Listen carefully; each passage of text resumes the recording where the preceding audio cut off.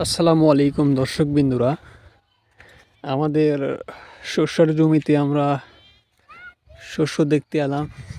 কীরকম শস্য হয়েছে তো দেখছেন যে মাশাআল্লাহ অনেক সুন্দর গাছ হয়েছে। মূলত এইটাই আমাদের সেই জমিগুলো।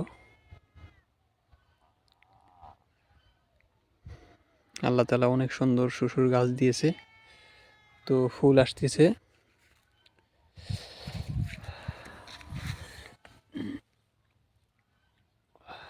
গাইস দেখতেছেন যে ফুল আসতেছে, অনেক অনেক অনেক সুন্দর।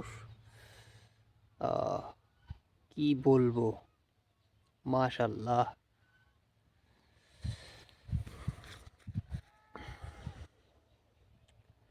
অনেকদিন পর রোদ বের হয়েছে। শস্যগুলো দেখুন, কত সুন্দর শস্য। যেদিকে তাকাবেন সেই দিকেই খালি শস্য আর শস্য। এদিকে লাগাই নাই, শুধু এদিকে লাগাইছে। আর এইগুলো আমাদের জমি, এইগুলিতে আমরা শস্য